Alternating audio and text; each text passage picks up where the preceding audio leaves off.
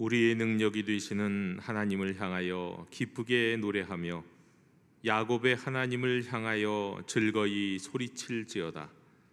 시를 읊으며 소고를 치고 아름다운 수금에 비파를 아우를지어다.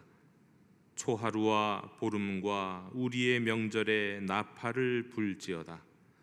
하나님은 영이시니 예배하는 자가 영과 진리로 예배할지니라.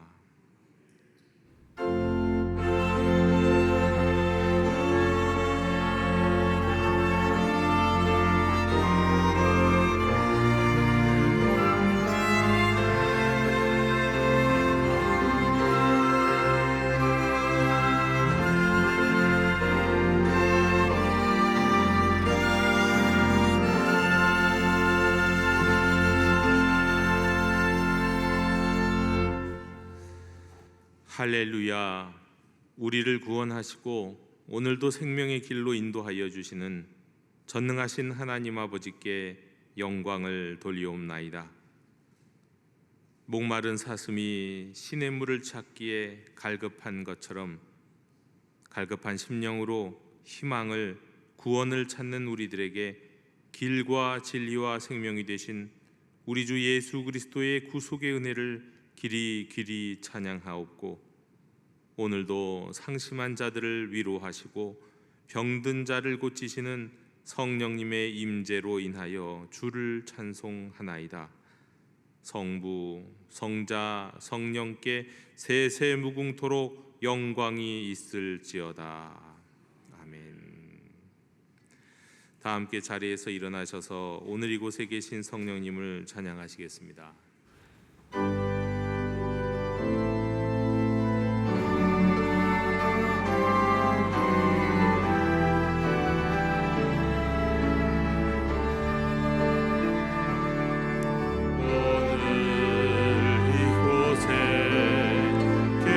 성령님 우리에게 말씀하시고 우리를 가르치소서. 닫힌 우리 맘 열어주시고 주의 빛으로 밝혀 우리를 인도하소서. 주님보다 서지 않고 겸손하게 주님의 말씀 기다리니 주님 손에 우릴 드립니다. 사랑으로 인도하소서.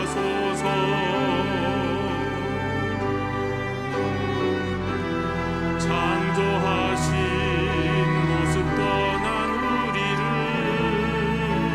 예수님 닮게 해주소서.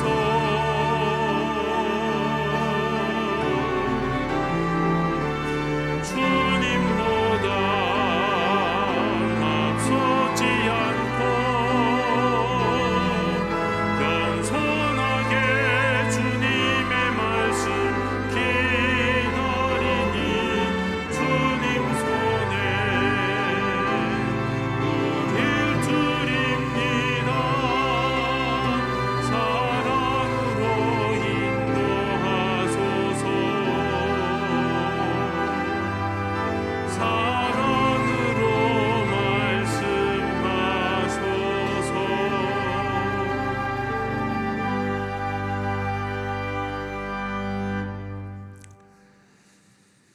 너희는 옷을 찢지 말고 마음을 찢고 여호와께로 돌아오라 하신 주님, 이 시간 진실한 마음으로, 온전한 마음으로 하나님을 향하여 돌아가기 원하는 심정으로 회개하는 저희들을 불쌍히 여겨 주시옵소서. 지난 한 주간 동안도 저희는 세상에 살면서 성도로서 마땅히 버려야 할 것과 취하여야 할 것을 분별하지 못했습니다. 버려야 할 욕심과 게으름과 안일함은 붙잡았고, 취하여야 할 순종과 헌신과 희생은 내려놓았습니다. 어렵고 힘든 일을 만날 때면 기도하기보다 불평하였고 기쁘고 즐거운 일이 있을 때는 감사하기보다 당연시했습니다. 고난이 있을 때는 하나님 탓, 형통할 때는 내 탓으로 여겼습니다. 오 주님, 가슴을 두드리며 마음을 찢으며 회개하오니 용서해 주시옵고 저희로 다시는 악한 죄를 반복하지 아니하도록 도와주시옵소서. 주여 긍휼을 베풀어 주시옵소서.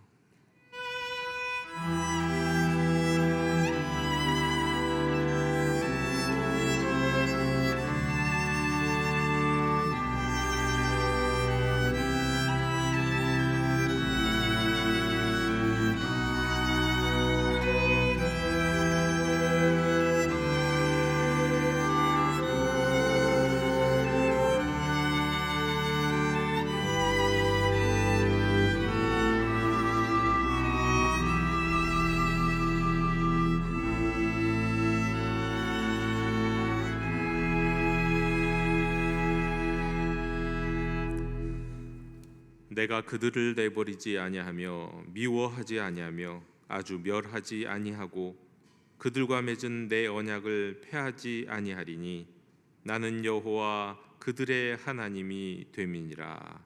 아멘. 나는 전능하신 아버지 하나님 천지의 창조주를 믿습니다. 나는 그의 유일하신 아들 우리 주 예수 그리스도를 믿습니다. 그는 성령으로 잉태되어 동정녀 마리아에게서 나시고 본디오 빌라도에게 고난을 받아 십자가에 못 박혀 죽으시고 장사된 지 사흘 만에 죽은 자 가운데서 다시 살아나셨으며 하늘에 오르시어 전능하신 아버지 하나님 우편에 앉아 계시다가 거기로부터 살아있는 자와 죽은 자를 심판하러 오셨습니다.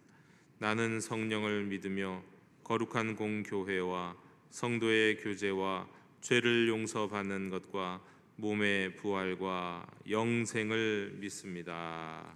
아멘. 다 함께 자리에 앉으셔서 성시교독 18번을 교독하시겠습니다.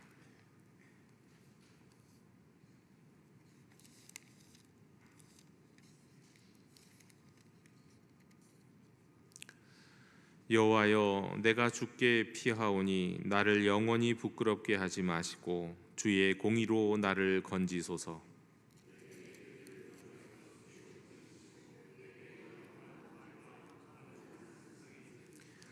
주는 나의 반석과 산성이시니 그러므로 주의 이름을 생각하셔서 나를 인도하시고 지도하소서.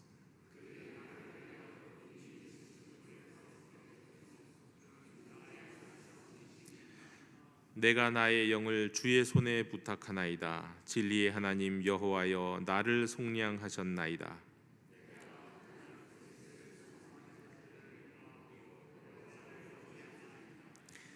내가 주의 인자하심을 기뻐하며 즐거워할 것은 주께서 나의 고난을 보시고 환난 중에 있는 내 영혼을 아셨으며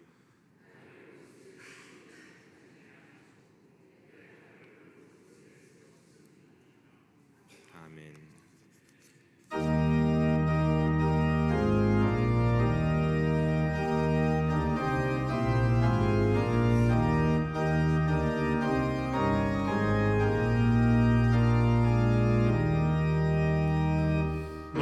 만유의 주제 존귀하시네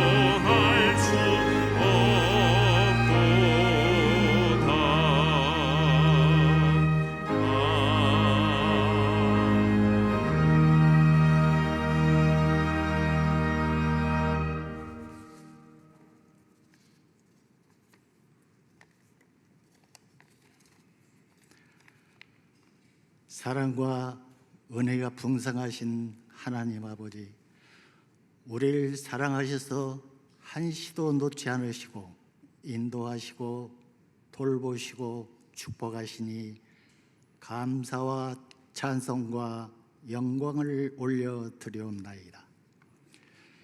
여기 모인 사랑하는 우리 영도 공동체 한 분 한 분에게 주님의 성령을 충만케 내려 주시옵소서. 주님께 기도하는 모든 기도의 제목이 주님이 주시는 말씀과 감동으로 응답받는 귀한 시간이 되게 하여 주시옵소서. 이 시간을 통하여 주님께 마음을 활짝 열고 오직 주님께만 예배와 경배를 올려드리게 하여 주시옵소서. 사랑하는 주의 종 박경원 목사님께 이 시간 성령님 충만하게 임하여 주시옵소서. 오직 주님의 뜻을 대언할 때 우리들의 마음이 뜨거워지고 주님의 사랑이 넘치게 하여 주시옵소서. 목사님의 가정과 자녀들도 축복해 주시고 부목사님과 전도사님에게도 같은 은혜를 내려 주시옵소서. 사랑 많으신 주님, 9월 4일부터 있는 가을 부흥에 함께해 주시옵소서. 강사 목사님, 주님의 권능으로 붙들어 주시고 우리에게도 친히 말씀해 주셔서 큰 부흥이 임하게 해 주시옵소서. 우리나라가 하나 되게 해 주시고 주님께서 이 나라를 다스려 주셔서 복음 전하고 세계 민족에게 선한 영향력을 끼치는 나라가 되게 해 주시옵소서. 전쟁 중인 나라의 전쟁이 속히 끝나고 하나님의 평화가 임하게 해 주시옵소서. 영도 항상불의 찬양을 기뻐 받아주시고 예배를 위해 수고한 모든 이들의 헌신을 기억하시고 복 주시고 주님 영광 받아 주시옵소서. 이 예배의 시종을 주님께 의지합니다. 모든 말씀 예수님의 이름으로 기도합니다. 아멘.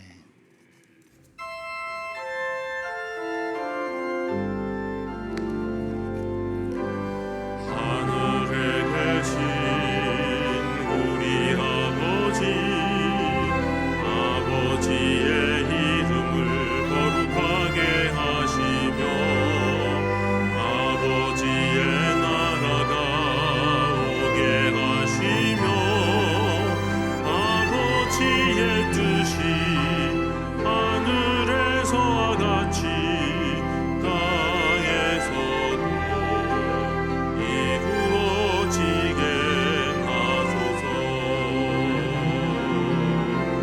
오늘 우리에게 일용할 양식을 주시고 우리가 우리에게 잘못한 사람을 용서하여 준 것 같이 우리 죄를 용서하여 주시고 우리를 시험에 빠지지 않게 하시고 악에서 구하소서. 나라와 권능과 영광이 영원히 아버지의 것입니다. 아멘.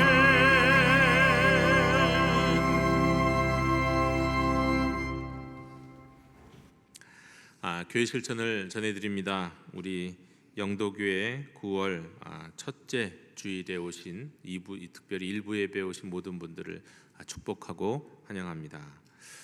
9월이 시작됐습니다. 이제 무더운 여름을 마무리하고 이제 새로운 학기 후반기를 향해서 달려가게 되는 이제 9월인데 이 9월을 우리가 주의 말씀 안에서 힘차게 출발했으면 좋겠습니다. 오늘 오후에는 우리 권사회와 또 청년이 함께 드리는 함께 드림 예배로 오후 예배를 드리고 내일은 우리 초하루 새벽 기도회가 있습니다. 9월 2일 월요일 5시 25분 초하루 새벽 기도회가 이 자리에 있습니다. 그리고 오는 수요일, 목요일, 금요일 저녁 7시 30분에는 여러분 보시듯이 왼편에 있는 이 부흥회, 우리 가을 부흥회가 오랜만에 부흥회라는 이름으로, 사경회라는 이름으로는 있었지만 제가 와서는 처음으로 부흥회라는 이름을 한 거 아닌가 싶기도 한데, 오랜만에 부흥회라는 이름으로 우리가 함께 이 가을을 시작하려고 합니다. 말씀 안에서 힘차게 2024년의 후반기를 저와 여러분이 함께 시작할 수 있으면 좋겠습니다. 이 부흥에 오시면 정말 그렇게 출발할 수 있을 겁니다. 말씀 때문에, 은혜 때문에 몸과 마음이 새로워지고 또 건강해지고 또 생명력을 얻는 그런 시간이 될 줄로 믿습니다. 우리 한 번도 빠짐없이 우리 부흥회, 가을 부흥회에 참석해 주시기를 바랍니다. 때문에 오는 수요 오전 기도회는 없습니다. 우리 저녁 부흥회에 집중하기 위해서 수요 오전 기도회는 없다는 것을 꼭 기억해 주셨으면 좋겠습니다. 하반기 성경 공부 계속해서 안내해 드립니다. 지난주에도 말씀드렸습니다. 주일 전체반과 주중 소그룹반으로 나누어지는데, 주일 전체반은 둘째 주, 셋째 주일에 오후 2시에 이제 선교관에서 하는 겁니다. 그때마다 이제 매번마다 이 주제가, 매달 주제가 달라집니다.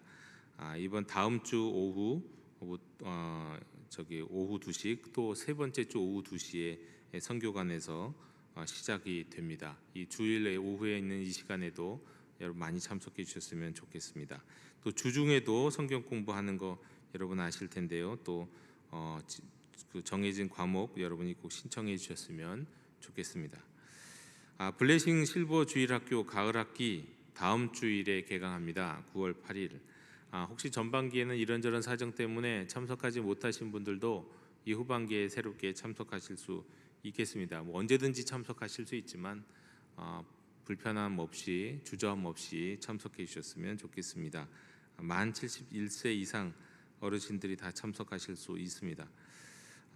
9월 8일부터 12월 8일까지 14주 동안의 하반기가 진행된다는 것도 기억해 주시고, 지하 1층 기도실에서 시작되겠습니다.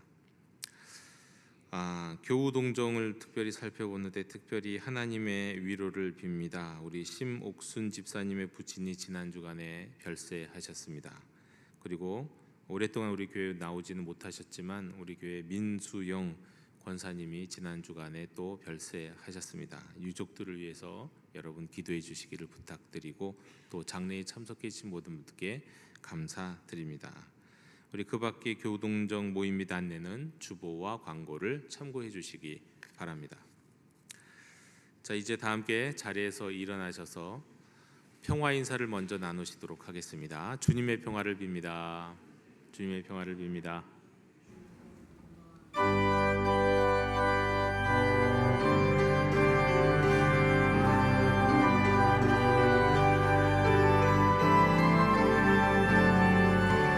말씀하소서 여호와여,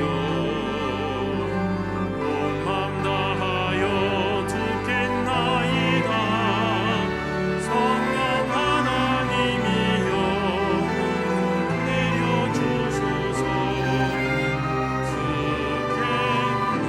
듣겠나이다.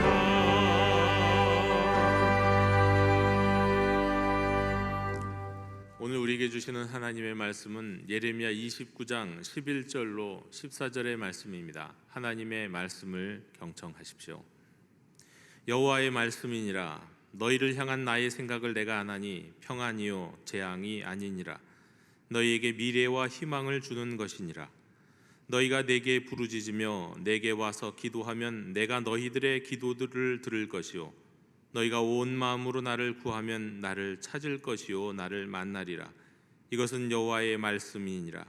나는 너희들을 만날 것이며 너희를 포로된 중에서 다시 돌아오게 하되 내가 쫓아보내었던 나라들과 모든 곳에서 모아 사로잡혀 떠났던 그곳으로 돌아오게 하리라.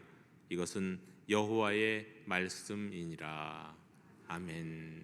자리에 앉으시겠습니다.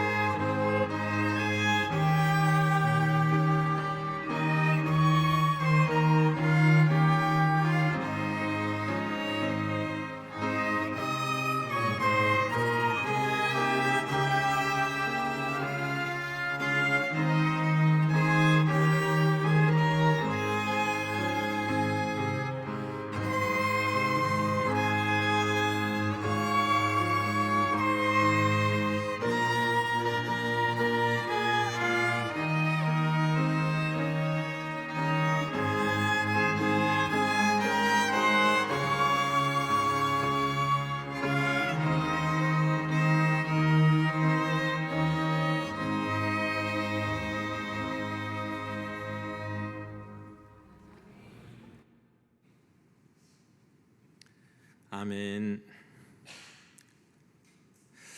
지난 주간에는 월요일부터 금요일까지 제가 성령 안에서 안으로 밖으로 다음으로 가는 영도교회 70주년 사역을 준비하기 위해서 국제 어린이 양육 기구인 컴패션 목회자 비전 트립을 다녀왔습니다. 제가 여러 가지로 검토하고 또 직접 확인을 한 결과 우리 교회가 이제 앞으로는 컴패션과 가까이 할 예정입니다. 그래서 컴패션이 궁금하신 분들은 뭐 인터넷으로 검색하시면 자세하게 잘 나오니까 여러분이 확인하실 수 있을 겁니다.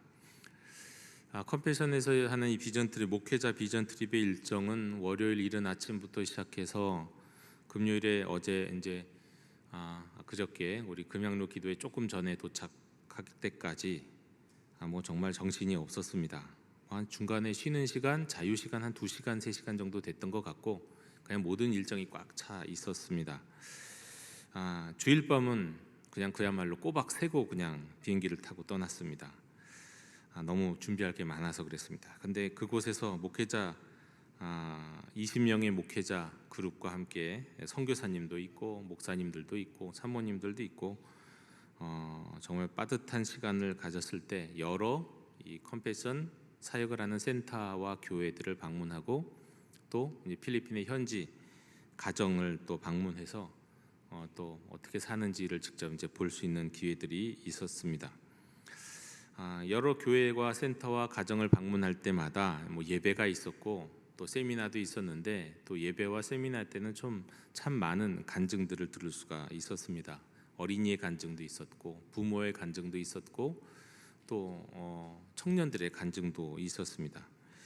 보통 보니까 간증하는 것을 보니까 간증할 때 마지막에는 보통 자신의 인생 말씀에 해당되는 구절로 자신의 간증을 마무리하더라고요.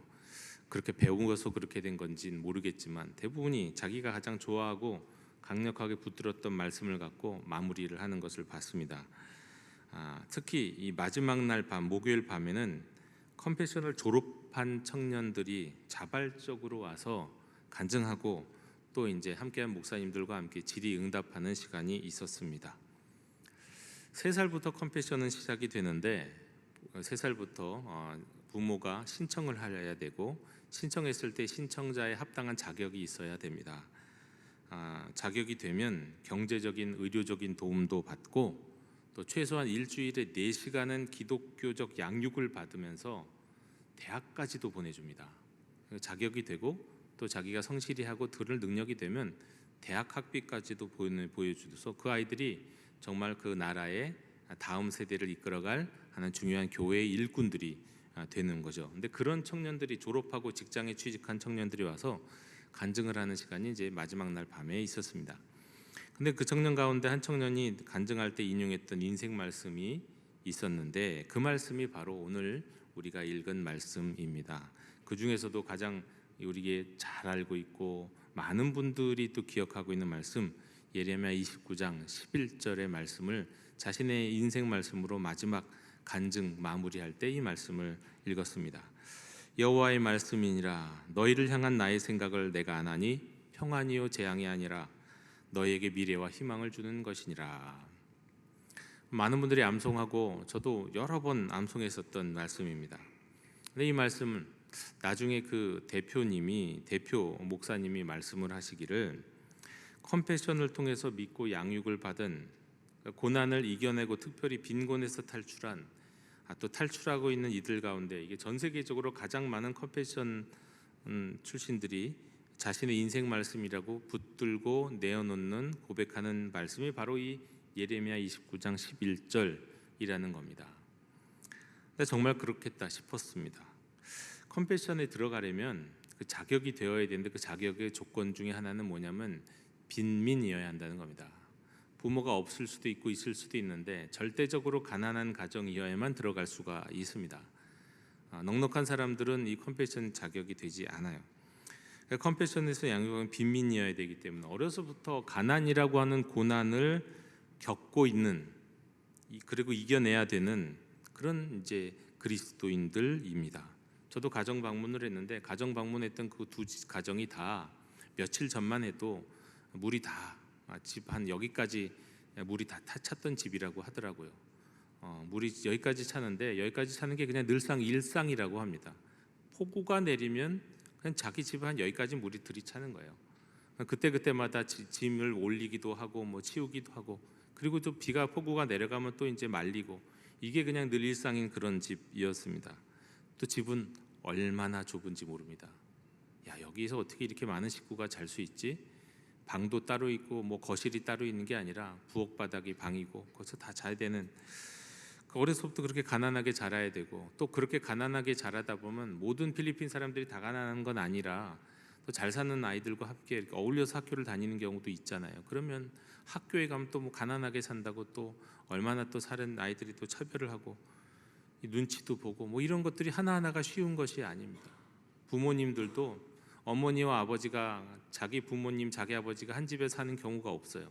아버지든 어머니든 친아버지나 친어머니가 아니에요. 다 그런 가정이 대부분의 아이들이 이제 그런 가정, 그런 가정에서 어려서부터 자란 아이들이기 때문에 가난이라고 하는 고난을 지금 겪고 있거나 그것을 돌파해 나가야 하는 그런 가정이다 보니 정말 그들이 겪고 있는 그 가난, 어려움이라고 하는 것이 어떻게 보면 이 재앙에 준하는 그런 어려움이다라고 말씀드릴 수밖에 없습니다.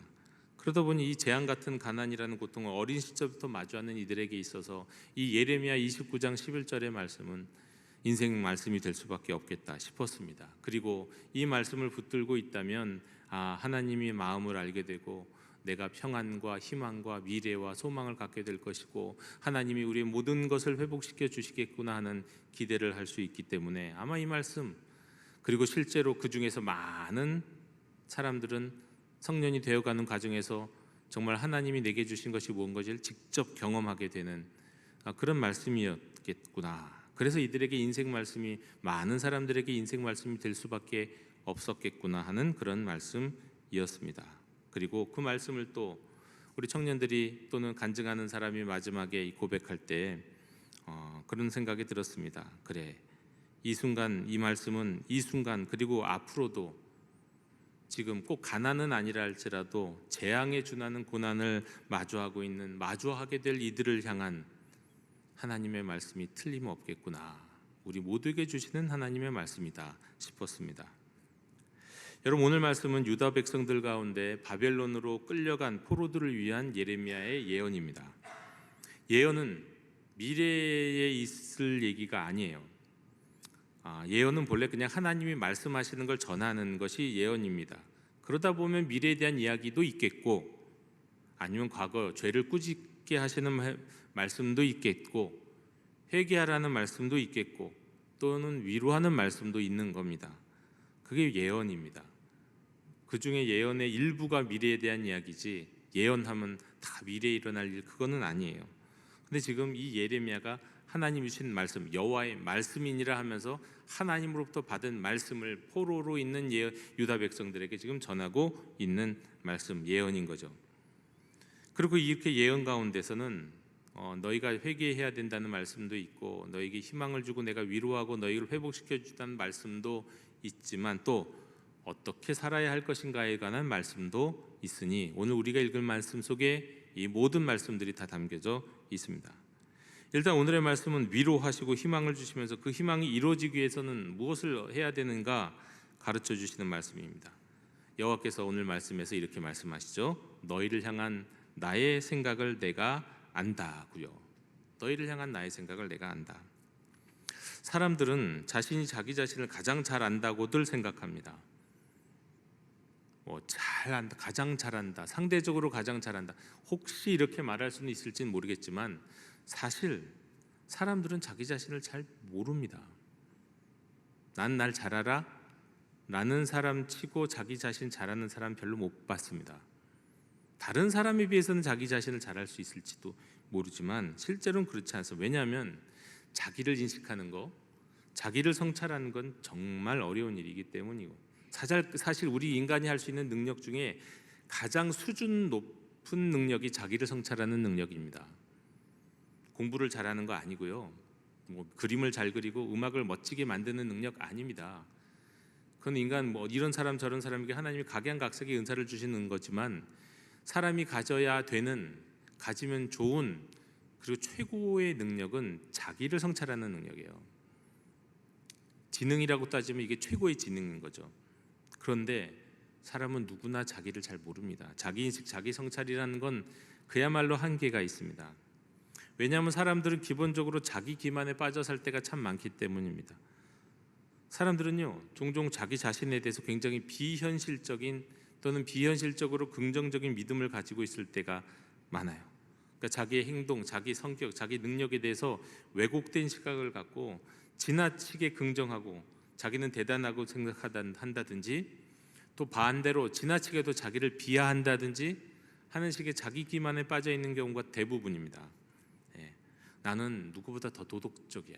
난 누구보다도 더 똑똑한 사람이야. 또 반대로 난 너무너무 형편없는 벌레 같은 사람이야. 뭐 이렇게 생각하는 것들이 다 지나친 자기 기만인 경우가 많습니다. 또 어떤 경우에 많은 사람들은 무의식의 영향을 받아서 내가 사실은 이게 내 생각이라기보다 무의식이 나를 조종하고 있는 경우가 너무도 많은데 그거 전혀 모르고 알지 못하고 내 마음이 왜 이러지? 내가 왜 이런 행동했지? 나도 나를 어떻게 할 수 없어? 이렇게 이야기하는 경우가 너무 많습니다. 이 무의식이 충동해서 그를 움직이는 경우이지요. 많은 사람들이 그렇게 살아갑니다. 또 나아가서 자신이 이미 믿고 있는 것들을 뒷받침한 정보만 찾습니다. 그리고 반대 증거들은 무시합니다. 이걸 뭐라고요? 확증편향이라고 말씀드렸죠. 사람들은 확증편향 속에 살아요. 그래서 대한민국의 좌와 우의 이념이 지금 극심한 이유도 그렇습니다. 이미 내가 듣고 싶은 얘기 딱 정해놨어요. 그리고 반대 이야기 절대 안 들어요. 그리고 듣고 싶은 이야기만 자꾸 들어가서 강화시켜요. 그래서 우익은 점점 우익이 되고 좌익은 점점 좌익이 되는 겁니다. 그 확증 편향이 이렇게 사람들을 만들어가는 경우가 많죠. 또 한마디로 인간은 자신을 객관적으로 바라보는 능력에 한계가 있는 거예요. 이 모든 것을 볼 때 나를 보는 능력이 한계가 있어요. 나 자신을 아는 게 얼마나 힘든지요. 심지어 누구도 자신을 제대로 아는 사람은 없다라고 말할 수 있을 정도입니다. 그래서 사람은 또 겸손해야 되는 거죠. 나도 내 자신을, 나도 내 생각을, 내 마음을 잘 모르겠는데 우리가 누구의 생각과 누구의 마음을 안다고 누군가를 자꾸 판단하면 안 되겠죠. 함부로 판단하지 말고 함부로 이야기하지 말아야 하는 이유가 여기에 있습니다. 그래서 소크라테스가 그렇게 말했나 봅니다. 너 자신을 알라. 나 자신 아는 게 그렇게 어려운 겁니다. 모든 것이 어떻게 보면 시작이고 완성이기도 한 거죠. 자, 그런데 사람은 그렇습니다. 우리는 우리 자신을 잘 몰라요. 앞으로 인공지능이 엄청나게 발전해도 인공지능도 자기 자신을 잘 모릅니다. 알 수가 없어요. 자기의 한계도 모를 것이고 자기가 무엇을 할 수 있는지 무엇을 해서는 안 되는지 그 마지막에 어떻게 될지도 인공지능도 절대로 잘 알 수 없어요. 그런데 이 세상에 딱 한 분만이 오직 유일하게 자신을, 자신의 생각을, 자신의 계획을 부족함 없이 빠짐없이 제대로 알 수 있는 분이 계시죠. 바로 하나님이십니다. 하나님만이 하나님 자신의 생각을, 자신의 계획을 완전하게 하세요. 아니, 자신의 생각뿐만 아닙니다. 자신의 생각과 자신의 계획을 완벽하게 하시는 하나님은 저와 여러분의 생각과 계획도 아시고 마귀의 괴락까지도 꿰뚫어 보시는 분이세요. 여러분, 정상적인 사람이라면 사람들 앞에서 벌거벗고 있게 되면 누구나 수치심을 느끼게 될 겁니다. 나 쳐다보고 있고 내가 다 드러나는 것처럼 보이니까요. 그런데 우리는 이건 잘 평소에 인식하지 못해요. 우리의 생각, 우리의 마음, 우리의 계획까지 사실은 늘 우리는 하나님 앞에서 벌거보고 있다는 거. 하나님 앞엔 다 보입니다. 다 드러나 있어요. 근데 우리는 이걸 잘 인지 못하죠. 이거를 제대로 인지하면서 사는 사람, 이것도 어떻게 보면 자기 성찰의 능력과도 비슷한 것이지만 이런 사람은 죄를 덜 지겠죠. 똑같은 실수를 덜 반복하겠죠. 그런데 사람들이 똑같은 죄를 자꾸 반복해서 짓는 이유는 내 생각과 내 계획과 내 마음이 하나님 앞에서 다 드러나 있다는 걸 모르는 거예요. 생각 못하고 깨닫지 못하기 때문에 자꾸 죄를 짓는 겁니다. 또 같은 이유로 그래서 겸손하지도 못한 겁니다. 하나님 앞에서는 다 드러났는데, 하나님은 다 보고 있는데 말이에요. 하나님은 하나님 모르시는 것처럼, 못 보시는 것처럼. 그래서 하나님 앞에서도 겸손하지 못한 게 우리 인간의 모습이죠. 여러분, 우리는 오직 자신의 생각과 계획을, 그리고 우리 모두의 생각과 계획도 아시는 하나님 앞에서 겸손해야 됩니다. 그리고 내 생각과 내 계획으로 살아갈 게 아니라 하나님의 생각과 하나님의 계획이 담겨있는 하나님의 말씀으로 그 말씀에 순종하며 살아야 합니다. 자, 그렇게 확실하게 아시고 그렇게 나는 확실히 안다고 말씀하실 수 있는 유일하신 분 하나님, 그 하나님이 자신의 계획, 생각과 계획을 포로로 있는 유다 백성들에게, 아니 오늘 저와 여러분에게 그 계획과 그 생각을 드러내 보여주십니다. 알려주십니다. 자, 너희를 향한 내 생각, 내 계획을 알려주마. 그건 평안이다, 재앙이 아니다. 여러분, 이 말씀엔 전제가 있습니다. 이 말씀을 누구에게 주시는 겁니까? 1차적으로는 유대 백성들에게 주시는데, 그것도 바벨론의 포로로 끌려와 있는 유대인들에게 주시는 말씀이죠. 그 이야기 뭐냐면 그들의 상황이 바로 재앙과도 같은 상황이라는 겁니다. 이게 전제예요. 그들이 처한 고통과 고난은 지나가는 태풍 수준이 아니라 몸과 마음이 쇠약해지고 모아둔 것을 빼앗길 수밖에 없는 재앙 수준이라는 겁니다. 게다가 그 재앙 가운데 있는 그들은 자신이 겪고 있는 재앙이 하나님이 주시는 것일 뿐만 아니라 이게 우리를 향한 하나님의 본심이다라고 지금 생각하고 있었습니다. 이거 하나님이 일부러 그러시는 거죠. 이게 하나님의 진짜 마음이죠. 우리가 괴롭고 우리가 고통받는 거 이거 하나님 좋아하시죠. 이걸 하나님 본심이라고 생각하고 있는 거예요. 그런데 하나님은 말씀하십니다. 너희가 이미 겪은 모든 트라우마, 너희가 지금 처해 있는 가난, 너희가 처해 있는 폭력, 너희가 지금 처해 있는 이 노역, 그야말로 재앙적인 것이다. 하나님도 지금 인정하고 계세요. 그 재앙과 같은 것이다. 그래, 그 고통, 그 고난, 이게 아무것도 아닌 것은 아니다라고 말씀하세요. 그러면서 주님이 이렇게 말씀하시는 거예요. 아프지, 외롭지, 힘들지, 정말 괴롭지. 그런데 너가 그렇게 아프고 힘든 건 내 본심이 아니야. 너희가 재앙을 겪는 게 내 본심이 아니야. 그 재앙으로 고통에 빠져 사는 것이 나의 생각과 계획이 아니다. 지금 내가 너에게 내 진짜 마음을 보여주마. 진짜 마음을 드러내서 알려주마. 너를 향한 내 본심은 네가 평안한 거다. 평안한 거다. 내가 재앙으로 너희를 끝장내버리는 게 아니다. 나의 본심은 너희에게 희망찬 미래를 주기 위한 것이다. 이게 내 본심이다 라고 말씀하고 있습니다. 유다 백성의 죄를 꾸짖으려고 그들을 재앙적인 고난 가운데 내버려 두셨던 것처럼 보인 하나님이 드디어 지금 본심을 내비치시는 거예요. 내 마음이 어떤지, 내 진짜 계획이 어떤지, 너희를 향한 계획과 비전을 말이죠. 유다 백성들은 그렇게 생각했는지도 모릅니다. 이 고난 가운데서 우리 백성은 그냥 사라져 버릴지도 모르겠다. 지금은 포로라도 존재하지만 어느 순간 우리 다 죽을지도 몰라. 지옥이 어디 다른 데 있는 게 아니네. 여기가 바로 지옥이네. 그런 마음으로 살았던 것이 아마 유다 포로들이었을 겁니다. 근데 그게 아니다. 내가 원하는 건 너희가 평안을 누리는 거다.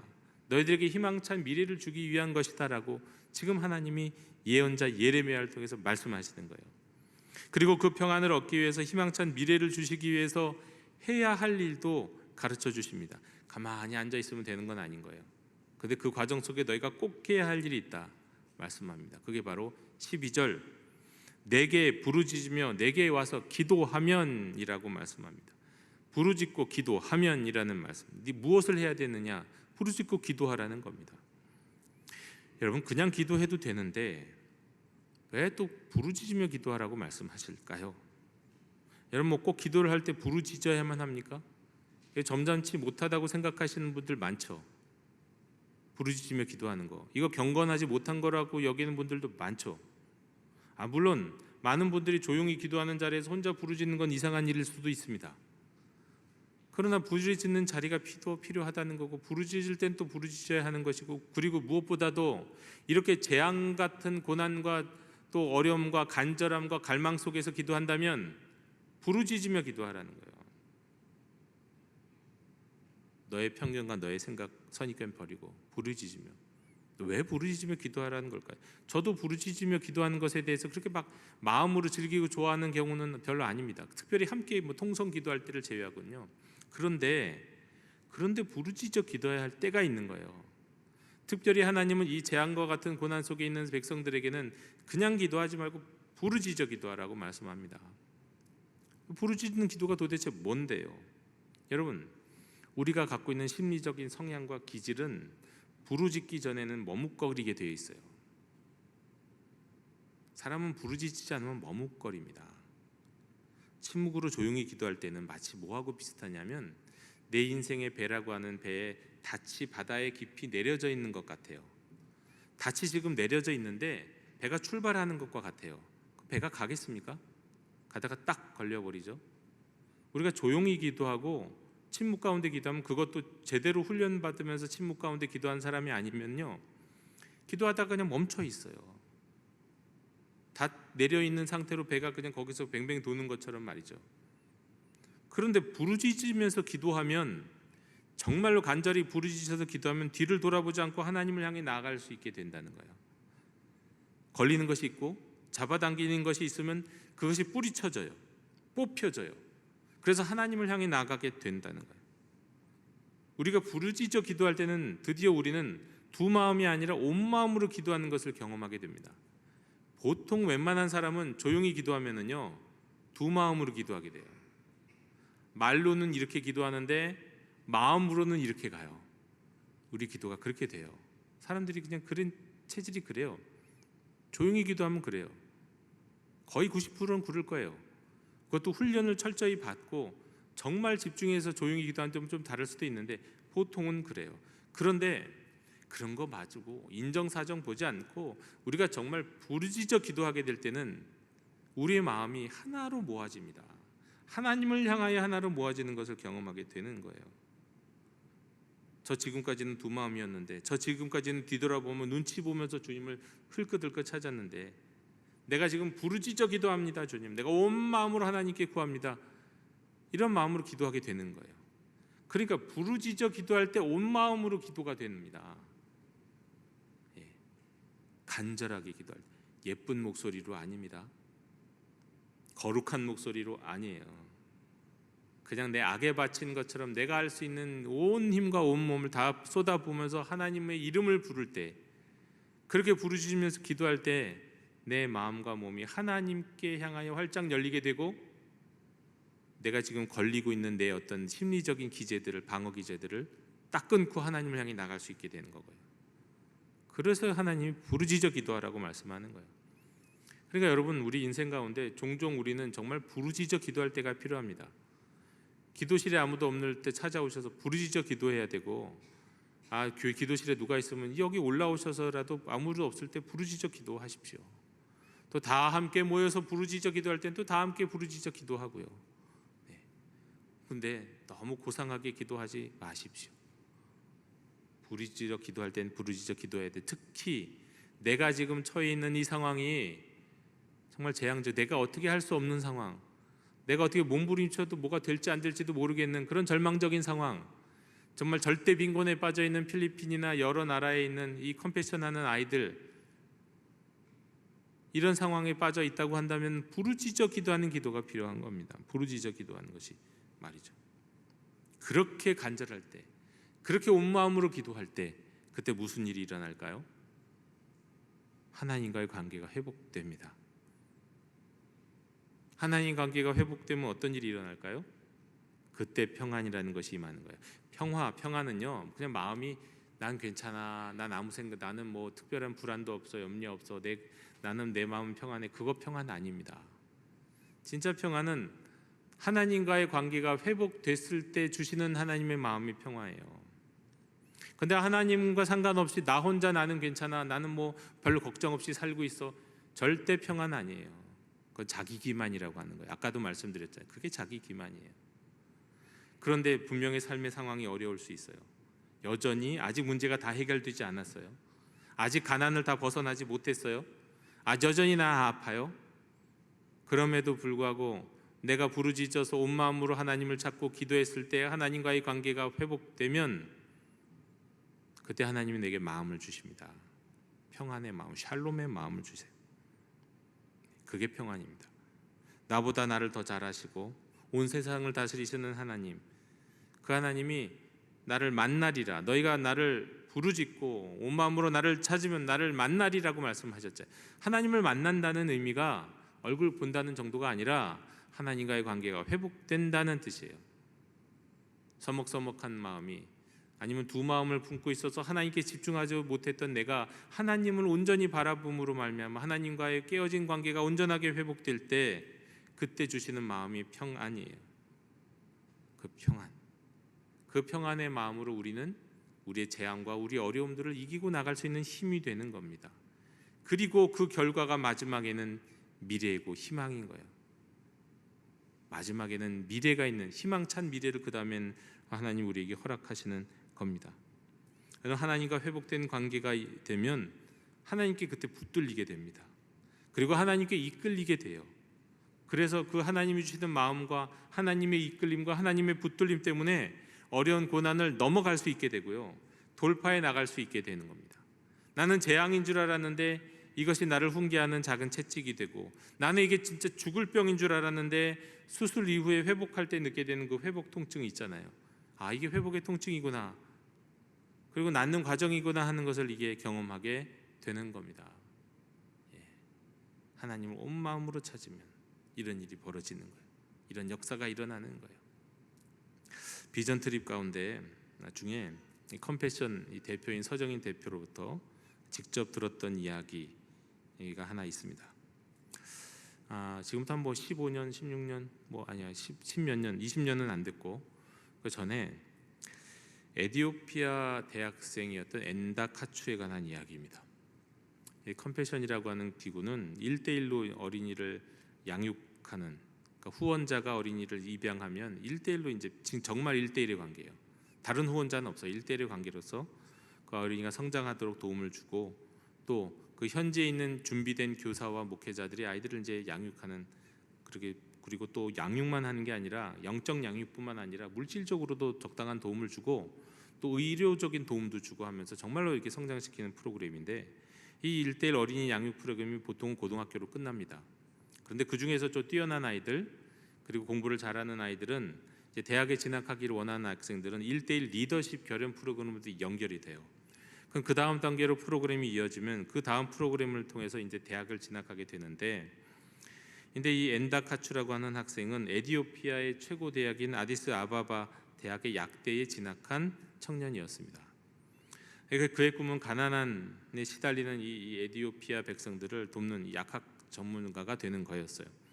근데 그랬던 그가 결핵 중에서도 가장 치사율이 높은, 결핵이 다 그냥 일반 결핵이 아닌가 봅니다. 가장 치사율이 높은 다약제 저항성 결핵이라는 진단을 받았어요.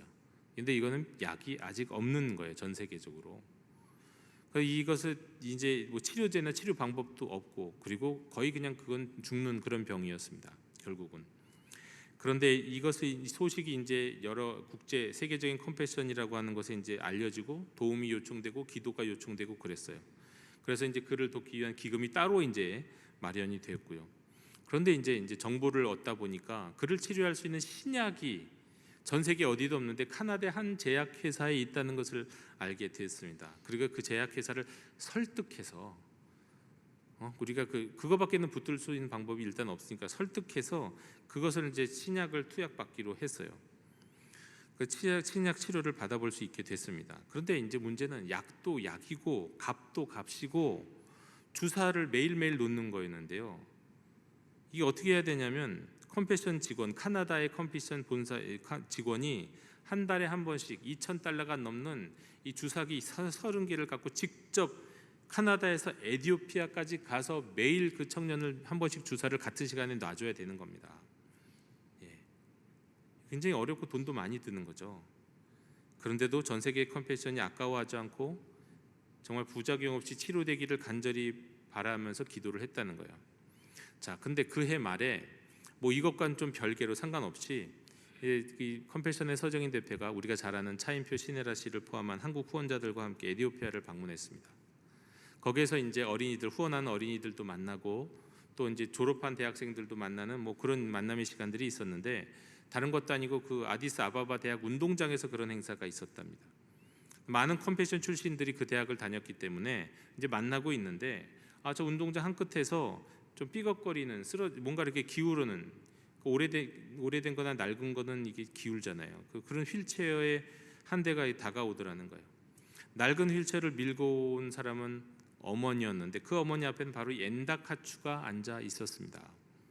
근데 이 엔다카추의 모습이 초점을 잃은 눈동자, 몸은 가죽만 남아서 온몸이 근육이 하나도 없어서 쭉 처져 있어서 이게 앉아 있는 게 아니라 휠체어에 얹혀져 있구나 싶은 그런 모습으로 왔다는 거예요. 그런데 그 어머니가 그 휠체어를 밀고 와서는 그 후원자들 한국인들에게 우리 아이를 고쳐주려고 정말 애써 주셔서 정말 감사합니다라고 말하더라는 거예요. 목소리는 기운이 없는데 그러나 뭔가 눈빛에는 감사가 담겨 있는 그런 눈빛이었다는 겁니다. 그런데 그 순간 이 한국 컴패션 대표인 서정희 대표는 화가 나더라는 거예요. 화가 나더래요. 자신이 그렇게 열심히 기도했고, 자신만이 아니잖아요. 전 세계 많은 컴패션 담당자들이 또 후원자들이 함께 그 기도 제목을 나누면서 기도했고, 매달 $2,000가 들었고, 직원 한 명이 또 카나다에서 에티오피아에 와서 그렇게 직접 주사를 놔줬는데 그게 지금 거의 1년이 다 돼가는데 겨우 이 모양이야? 이런 생각이 들었던 거예요. 겨우 이 모양, 이 산송장 같은 이 모습이야? 하면서 여러 가지 생각이 나죠. $2,000씩 그 1년을 했으면 얼마나 많은 돈입니까? 그 돈이면 수십 명의 아이들을 또 어떻게 보면 뭐 아주 오랫동안 양육시킬 수 있는 그런 돈이거든요. 그때 당시 에티오피아 아이들이 그랬습니다. 같이 이제 교제하면서 우리 축구 같이 할까 하면 축구를 안 하더라는 거, 뛰질 않더래요. 왜? 축구하면 힘 빠져서 안 된다고. 그런 것처럼 먹는 것도 그렇게 부족했던 그런 에티오피아 아이들이 많았는데 그 아이들을 도와주지 못하고 그 비싼 거를 이렇게 치료를 노력을 하고 기도해 줬는데 그렇게 기도했던 엔다카추가 이 모양이라니 너무 원망스러워 갖고 그날 밤에 차인표 시네라 씨한테 난 지금 화나 죽겠다고 말이야. 막 그런 걸 솔직히 고백했더라는 겁니다. 그러면서 이렇게 한 사람에게 돈을 집중하는 게 이게 맞나? 이런 생각도 하고요. 뭐 하여튼 그 이후에도 엔다카추를 위해서 이제 많은 사람들이 더 간절히 기도하고 그랬습니다. 근데 그로부터 1년 후에 차인표 씨가 한 방송국 PD와 함께 방송 제작을 위해서 다시 이 에티오피아를 방문할 기회가 있었습니다. 근데 어느 순간에 이제 차인표 씨로부터 영상 전화가 왔더라는 거예요. 서정인 대표가 한국에 있을 때. 그 영상 통화를 통해서 서 대표에게 걸어서 그 영상의 장면을 딱 이렇게 보여주면서 보라고, 이거 보시라고 막 흥분해서 보라고 하는데, 전화 영상 속에는 저 뒤에서 한 청년이 손에 종이를 막 들고는 흔들면서 두 발로 씩씩하게 달려오더라는 겁니다. 그리고 달려와서는 이렇게 말하다는 거예요. 감사합니다. 여러분이 저를 살렸습니다. 하면서 이거 저 의사가 완전 완치했다고, 진단 소견서지 오늘 써줬다고 하면서 그냥 그걸 보여주더라는 거예요. 그렇게 실망했고 그렇게 절망까지 했는데 또 시간이 한참 지난 이후에는 그가 회복이 됐다는 거예요. 여러분, 엔다카추가 어떻게 됐냐면 이후에 이제 학교를 다시 복학을 하고 졸업을 했고요. 그게 이제 문제가 아니라 이 엔다카추라는 젊은이가 이 아프리카에서 폐결핵 환자들을 돕는 운동을, 어마어마한 운동을 벌이는데 그 운동이 아프리카 전체에서 굉장히 가장 큰 강력한 운동 중에 하나 돼서 UN, WHO 이런 데서 주목하는, 많이 알려진 사람이 됐다는 거예요. 그로 인해서 수많은 폐결핵 환자들이 치료를 받게 됐다는 거예요. 그 한 사람으로 인해서 말이죠. 그래서 이 장면을 봤던 그때 함께 참여했던 방송국 PD가 하나님이 정말 살아계시는군요 라고 고백을 했다는 겁니다. 그리고 이것을 통해 또 이 소식을 통해서 알게 된 것은 엔다카추의 생명만 살아난 것이 아니고 그가 또 폐결핵 운동을 통해서 수많은 아프리카 사람만 살린 게 아니고 그를 위해서 기도했던, 그를 위해서 후원했던 많은 사람들의 이 내적인 생명 역시 다시 살아났다는 거예요. 우리가 오랫동안 기도했던 그 사람이 이렇게 됐구나 하면서 말이죠. 여러분, 결론으로 갑니다. 하나님은 내게 부르짖고 내게 와서 기도하면, 온 마음으로 나를 찾으면 나를 만나 주신다고 했습니다. 그리고 모든 것을 회복시켜 주신다고 말씀했습니다. 너희를 붙잡고 있는 것으로부터 우리를 자유케 하신다고 약속하셨습니다. 그래서 너희를 향한 나의 본심은 재앙이 아니라 평안이라고 우리에게 말씀해 주셨습니다. 그래서 우리가 온 마음으로 하나님을 찾으면 하나님 우리 마음속에 하나님의 마음 평화를 주십니다. 그리고 그 평화로 우리의 미래가 희망찬 미래로 바뀔 때까지 우리를 붙들고 기다려 주시고 변화시켜 주실 것입니다. 여러분, 그것이 하나님의 본심이에요. 여러분, 어떤 경우에도 우리 하나님의 본심을 오해하지 않는 저와 여러분이 되시기를 원합니다. 우리를 향한 하나님의 본심은 평안입니다. 회복입니다. 구원입니다. 희망 있는 미래입니다. 그 하나님의 본심을 의심하지 마시고, 혹시 내가 처해 있는 상황이 힘들고 절망적이라면 하나님이 주신 유일한 솔루션, 부르짖으라, 온 마음으로 부르짖어 기도하라 라는 이 말씀에 순종하는, 그렇게 기도하는 저와 여러분 되시기를 원합니다. 내일은 우리가 어떤 날입니까? 초하루 기도회, 또 오는 주간에는 수, 목, 금, 금양 우리 가을 부흥회가 있습니다. 이 부흥회를 통해서라도 우리 삶의 어려움들을 하나님 앞에 부르짖어 내어놓으며 기도할 수 있는, 그래서 응답받고 주님을 만나는 저와 여러분 되시기를, 하나님의 본심을 믿고 기도함으로 하나님을 만나고 회복되는 우리가 되기를 주님의 이름으로 축원합니다. 하나님 아버지, 감사합니다. 오늘 주신 말씀 기억하며 우리가 하나님의 본심을 의심하지 않고 기도하고 기다리는, 무엇보다도 부르짖어 온 마음으로 기도하며 하나님을 찾는 저희들 되게 하여 주옵소서. 주께서 우리가 이렇게 기도하면 만나 주시겠다고, 또 회복시켜 주시겠다고 약속하셨습니다. 그 약속을 믿으며 하나님이 주시는 평화의 마음으로 어려움을 이겨나가는 하나님의 신실한 자녀들 되게 하여 주시옵소서. 예수님의 이름으로 기도하옵나이다. 아멘. 이 시간 응답의 찬송 455장 1절과 4절만 부르겠습니다.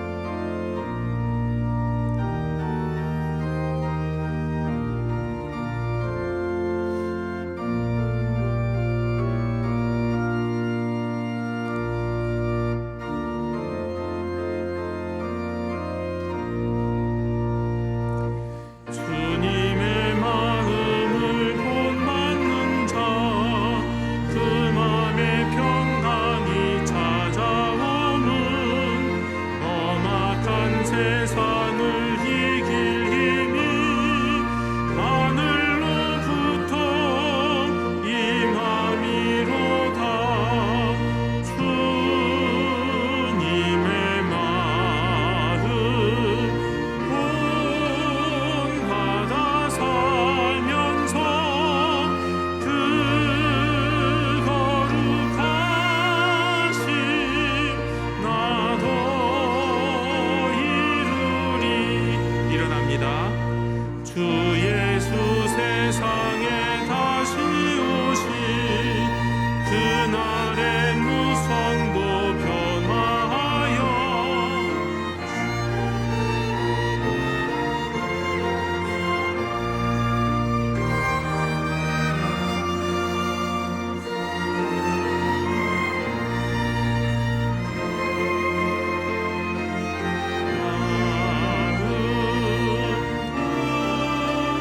받아 살면서 그 거룩하심 나도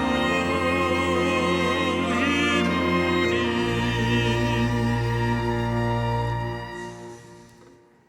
하늘과 땅을 지으시고 우리의 모든 필요를 아으시며 채우시는 주님, 이 시간 저희가 주님 앞에 나와 예물을 드립니다. 저희가 누리는 모든 것들이 다 주님의 것임을 알기에 주의 은혜를 생각하며 감사의 표현으로 예물을 드리오니 기뻐 받아 주시옵소서. 저희가 받을 때는 큰 손이지만 드릴 때는 조막손이 되는 저희들임을, 그런 연약한 저희들임을 아시는 주님, 그러나 그럼에도 불구하고 저희가 예배함과 안식에 감사하며 주 일헌금을, 새로 얻은 모든 소유를 계수하며 그 가운데 10의 1조를 당연한 것 아니요 주의 은혜임을 기억하며 감사한금을 드리오니 받아 주시옵소서. 이 예물이 주님의 영광을 위해, 어려움 가운데 있는 이웃을 위해, 하나님 나라의 확장을 위해 사용되게 하여 주시옵소서. 감사드리며 예수님 이름으로 봉헌기도 드리옵나이다.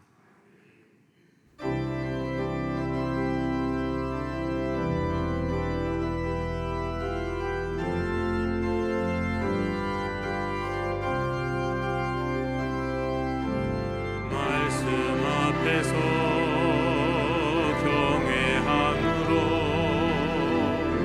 주께 홀로 섭니다. 생명의 말씀 읽고 순종해 주를 예배합니다.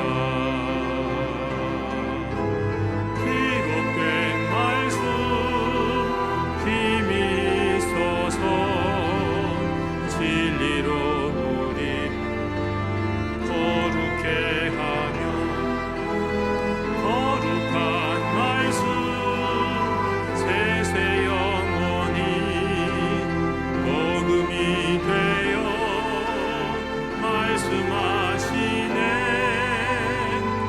하나님 말씀에 두려워 떠는 자 그 말씀에 생명을 거는 자 한 사람 찾으시는 주님의 약속을 믿어 하나님 말씀에 운명을 거는 자 순종하며 주 따라가는 자 영원한 하나님 나라 이뤄갈 주의 교회여